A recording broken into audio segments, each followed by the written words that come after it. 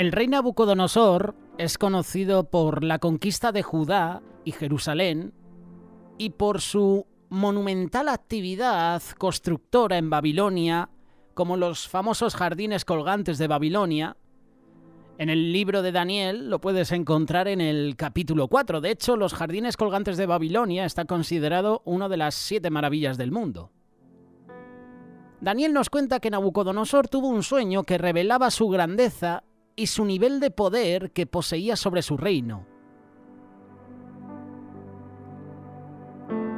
Daniel capítulo 4, verso 14 en adelante dice lo siguiente: talen el árbol y córtenle las ramas, sacúdanle las hojas y desparramen su fruta. Espanten los animales salvajes que están bajo su sombra y las aves que están en sus ramas.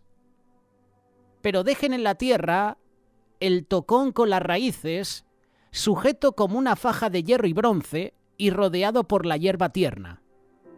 Que lo moje el rocío del cielo y que viva con los animales salvajes entre las plantas del campo.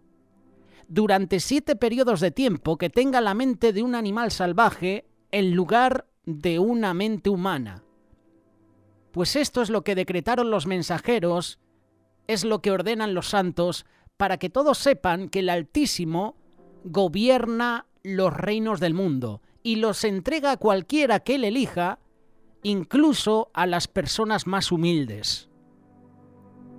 Este es el juicio de Dios hacia el rey Nabucodonosor.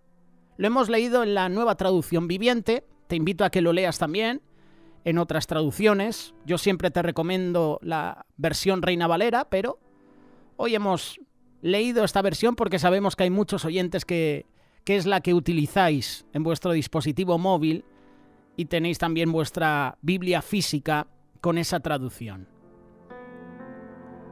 ¿Por qué Dios envió este juicio a Nabucodonosor? La respuesta es sencilla: la soberbia. La soberbia es un sentimiento de valoración de uno mismo por encima de los demás.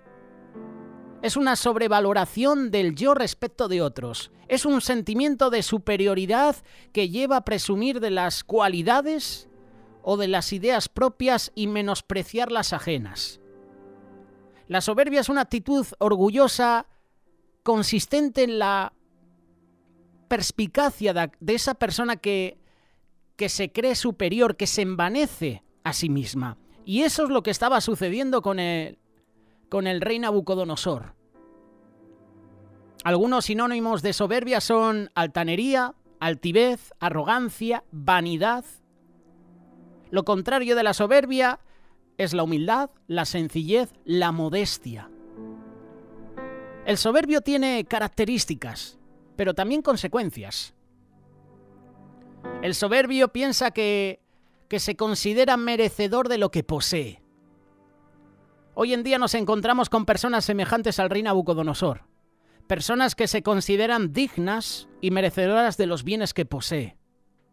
La soberbia, como todo pecado, está a la puerta de cualquier cristiano. Personas que son tentados a pensar que son mejores que otras personas por lo que poseen, por el cargo que tienen, el ministerio que tienen, la economía que tienen, la familia que tienen. La Biblia nos dice en Proverbios capítulo 11, verso 28, que el que confía en su riqueza caerá. Tú y yo no debemos poner nuestra confianza en la riqueza terrenal, como indica Jesús. Debemos de poner nuestra mirada al cielo, donde no hay ladrones, ni polillas. El Salmo 24, verso 1 dice lo siguiente: la tierra es del Señor y todo lo que hay en ella. El mundo y todos sus habitantes le pertenecen. Otra de las características del soberbio es que no ama a su prójimo. El soberbio es una persona que definitivamente no ama a su prójimo, ya que considera que él es superior a cualquier persona. No solo lo piensa, sino actúa avergonzando por medio de sus palabras o hechos, ya sea a su empleado, a su esposa, a su esposo, a sus hijos. En el libro de Proverbios, capítulo 11, verso 12, hallamos que la persona que menosprecia a los demás es porque no tiene sabiduría y es considerado necio. La palabra de Dios nos dice, Filipenses capítulo 2, verso 3, no hagan nada por egoísmo, es decir, rivalidad o por vanagloria, sino que con una actitud humilde cada uno de ustedes considere al otro como más importante que a sí mismo. Es decir, que aquí la palabra de Dios nos está dando un bofetón, una cachetada, un tortazo, y nos está diciendo que debemos considerar a los demás para no caer en la soberbia. El necio, el soberbio, no considera la palabra de Dios como estilo de vida. La soberbia es un pecado que se nota a leguas. No hace falta que seamos observadores para notarlo. Como todo pecado, cuando es confrontado con la palabra de Dios, es quebrantado. Sin embargo, el soberbio considera que él es el conocedor de la verdad y muchas veces lo que tú le estás diciendo le da la vuelta, como se suele decir, a la tortilla para que él tenga la razón. Esto lo vemos mucho en política. Así actúan muchos políticos. Desvían la atención de todos sus casos de corrupción, le dan la vuelta a la tortilla para que el malo seas tú. Eso es lo que hace el soberbio. Cuando es confrontado, cuando se le dice que está actuando mal, le da la vuelta a la situación para que él tenga razón. Busca los medios que tiene a su alcance para no quedar humillado y para quedar siempre por encima de ti. La palabra de Dios confronta a los soberbios. Como Jesús dijo, las personas que escuchan la palabra de Dios y no las practican son insensatos. En un lenguaje más sencillo, son tontos, ya que sabiendo lo que es correcto, no lo practican. El soberbio no tiene en cuenta a Dios, no considera a Dios. Personas que no consideran a Dios en ningún aspecto de su vida, incluso hasta los cristianos, personas que van a la iglesia, no consideran a Dios en cuanto a lo que poseen.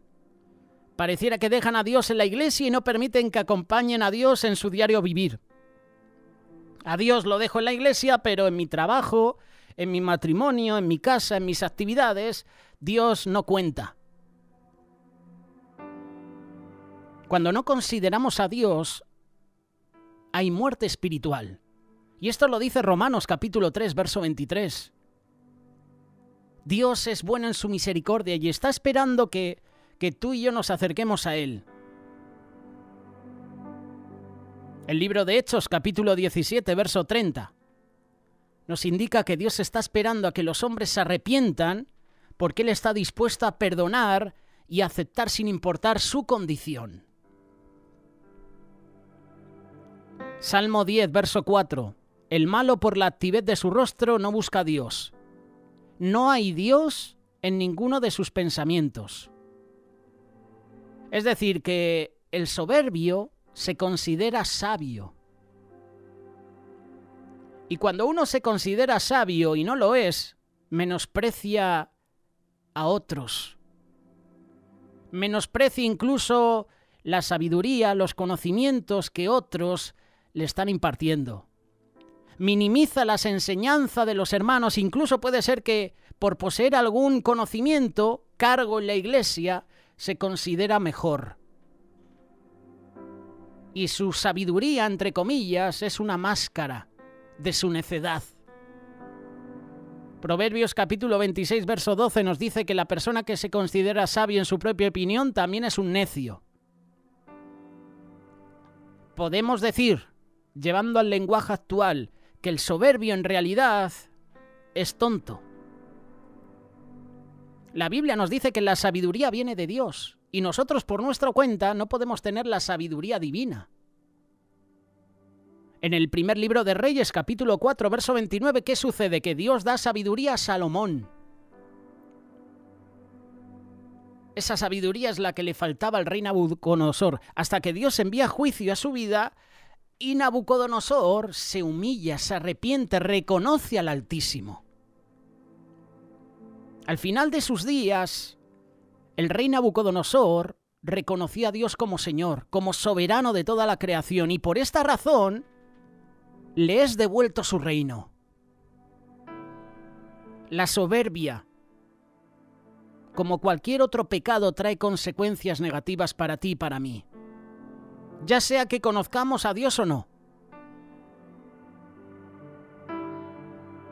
No es malo tener estudios, no es malo tener propiedades, tener fama, reconocimiento, pero solo cuando viene bajo la gracia de Dios.